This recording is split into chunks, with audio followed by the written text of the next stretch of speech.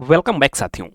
आज का हमारा वीडियो आर्टिकल 32 जो संवैधानिक उपचारों की बात करता है, जिसमें 5 तरह की रिटों की बात की गई है।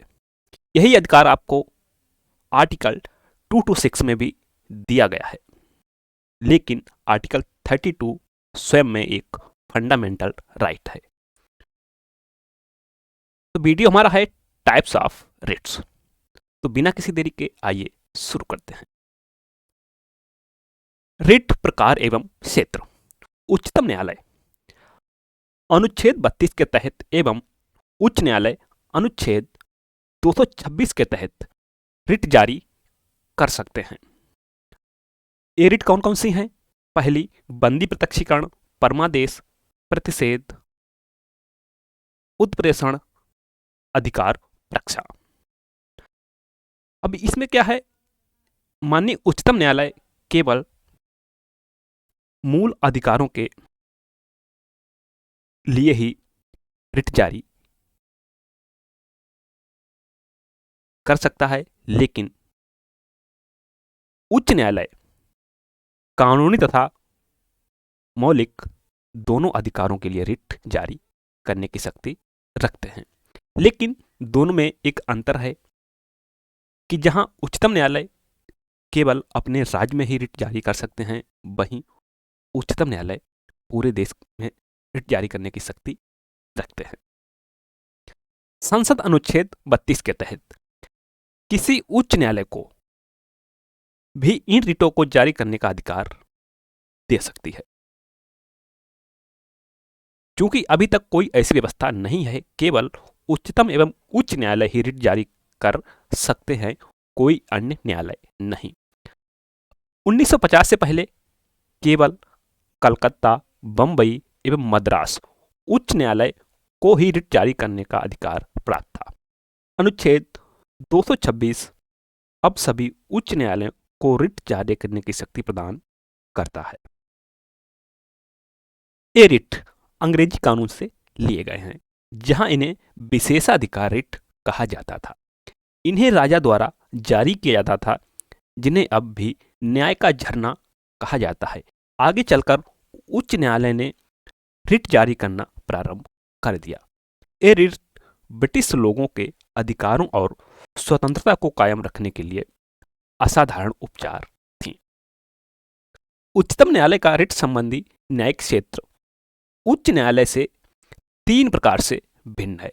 कौन कौन से 3 प्रकार हैं, आइए जानते हैं। पहला है, उच्चतम न्यायालय केवल मूल अधिकारों के क्रियान्वयन को लेकर रिट जारी कर सकता है, जबकि उच्च न्यायालय इनके अलावा किसी और उद्देश्य को लेकर भी इसे जारी कर सकते हैं। किसी अन्य उद्देश्य शब्द का अभिप्राय किसी सामान्य कानूनी अधिकार के संबंध में भी है। इस तरह उच्चतम न्यायालय के रिट संबंधी न्यायिक अधिकार उच्च न्यायालय से कम विस्तृत हैं। दूसरा है, उच्चतम न्यायालय किसी एक व्यक्ति या सरकार के विरुद्ध रिट जारी कर सकता है, जबकि उच्च न्यायालय सिर्फ संबंधित राज्य के व्यक्ति या अपने क्षेत्र के राज्य को, या यदि मामला दूसरे राज्य से संबंधित हो तो वहां के खिलाफ ही जारी कर सकता है। इस तरह रिट जारी करने के संबंध में उच्चतम न्यायालय का क्षेत्रीय न्याय क्षेत्र ज्यादा विस्तृत है। उच्चतम न्यायालय पूरे देश में रिट जारी करने की शक्ति रखते हैं। तीसरा है, अनुच्छेद 32 के अंतर्गत उपचार अपने आप में मूल अधिकार है। जहां 32 आर्टिकल अपने आप में स्वयं एक मूल अधिकार है, इसलिए उच्चतम न्यायालय अपने रिट न्याय क्षेत्र को नकार नहीं सकता। दूसरी ओर अनुच्छेद 226 के तहत उपचार विवेकानुसार है, इसलिए उच्च न्यायालय अपने रिट संबंधी न्याय क्षेत्र के क्रियान्वयन को नकार सकता है। अनुच्छेद 32 उच्चतम न्यायालय को मूल अधिकारों के संबंध में उच्च न्यायालय को प्राप्त अनुच्छेद 226 के तहत शक्ति प्रदान नहीं करता है। इस तरह उच्चतम न्यायालय को मूल अधिकारों का रक्षक एवं गारंटी देने वाला बनाया गया है। अब हम अनुच्छेद 32 एवं 226 में उल्लिखित विभिन्न प्रकार के रिटों के अभिप्राय एवं क्षेत्र को समझेंगे। पहली रिट है बंदी प्रत्यक्षीकरण हैबियस कॉर्पस। इसे लैटिन भाषा से लिया गया है, जिसका शाब्दिक अर्थ होता है को प्रस्तुत किया जाए। को प्रस्तुत किया जाए यह उस व्यक्ति के संबंध में न्यायालय द्वारा जारी आदेश है जिसे दूसरे द्वारा हिरासत में रखा गया है।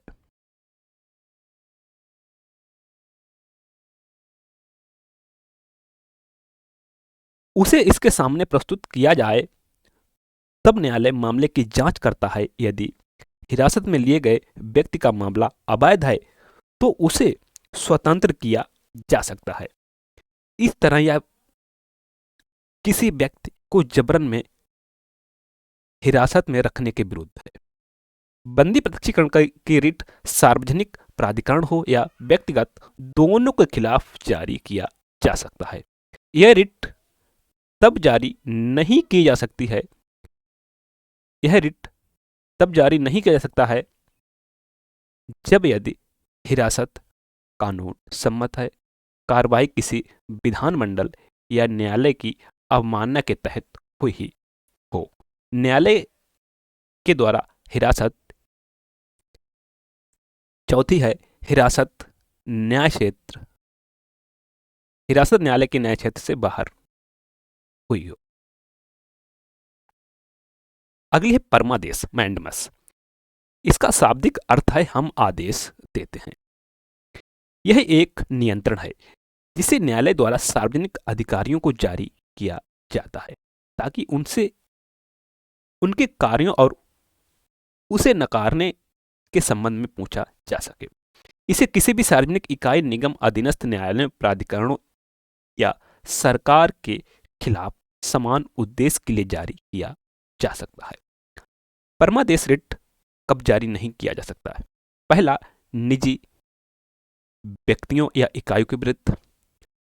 दूसरा, ऐसे विभाग जो गैर संवैधानिक है। तीसरा, जब कर्तव्य विवेकानुसार हो, जरूरी नहीं। चौथा, संविदात्मक दायित्व को लागू करने के विरुद्ध। पांचवा, भारत के राष्ट्रपति या राज्यों के राज्यपालों के विरुद्ध। छठा, उच्च न्यायालय के मुख्य न्यायाधीश जो न्यायिक क्षमता में कार्यरत है। अगली रिट है प्रतिषेध प्रोहिबिशन। इसका शाब्दिक अर्थ है रोकना। इसे किसी उच्च न्यायालय द्वारा अधीनस्थ न्यायालयों को या अधिकरणों को अपने न्याय क्षेत्र से उच्च न्यायिक कार्यों को करने से रोकने के लिए जारी किया जाता है। जिस तरह परमादेश सीधे सक्रिय रहता है, प्रतिषेध सीधे सक्रिय नहीं रहता। प्रतिषेध संबंधी रिट सिर्फ न्यायिक एवं अर्ध न्यायिक प्राधिकरणों के विरुद्ध ही जारी किया जा सकता है। यह प्रशासनिक प्राधिकरणों, विधायी निकायों एवं निजी व्यक्ति या निकायों को उपलब्ध नहीं है। अगली है उत्प्रेषण सर्टियोररी। इसका शाब्दिक अर्थ है प्रमाणित होना या सूचना देना। इसे एक उच्च न्यायालय द्वारा अधीनस्थ न्यायालयों को या अधिकरणों को या लंबित मामलों के स्थानांतरण को सीधे या पत्र जारी कर किया जाता है। इसे अतिरिक्त न्यायिक क्षेत्र या न्यायिक क्षेत्र की कमी या कानून में खराबी के आधार पर जारी किया जा सकता है। इस तरह प्रतिषेध से हटकर, जो कि केवल निवारक है, उत्प्रेषण निवारक एवं सहायक दोनों तरह का है। जैसा कि पहले उत्प्रेषण के रिट सिर्फ न्यायिक या अर्ध न्यायिक प्राधिकरणों के खिलाफ ही जारी किया जा सकता था, प्रशासनिक इकाइयों के खिलाफ नहीं। हालांकि 1991 में उच्चतम न्यायालय ने व्यवस्था दी कि उत्प्रेषण व्यक्तियों के अधिकारों को प्रभावित करने वाले प्रशासनिक प्राधिकरणों के खिलाफ भी जारी किया जा सकता है। प्रतिषेध की तरह उत्प्रेषण भी विधिक निकायों एवं निजी व्यक्तियों या इकाइयों के विरुद्ध उपलब्ध नहीं है। अगला है अधिकार रक्षा को वारंटो। शाब्दिक संदर्भ में इसका अर्थ किसी प्राधिकृत या वारंट के द्वारा है। इसे न्यायालय द्वारा किसी व्यक्ति द्वारा सार्वजनिक कार्यालय में दायर अपने दावे की जांच के लिए जारी किया जाता है। अतः यह किसी व्यक्ति द्वारा लोक कार्यालय के अवैध अनाधिकार ग्रहण करने से रोकता है। रिट को पूरक सार्वजनिक कार्यालयों के मामले में तब जारी किया जा सकता है जब इसका निर्माण संवैधानिक हो। इसे मंत्रित्व कार्यालय या निजी कार्यालय के लिए जारी नहीं किया जा सकता। अन्य 4 रिटों से हटकर इसे किसी भी इच्छुक व्यक्ति द्वारा जारी किया जा सकता है, न कि पीड़ित व्यक्ति द्वारा। थैंक्स। वीडियो को लाइक तथा चैनल को सब्सक्राइब कर लें और बेल आइकन को प्रेस कर लें, जिससे हमारे आने वाले वीडियो को नोटिफिकेशन आपको मिलता रहे।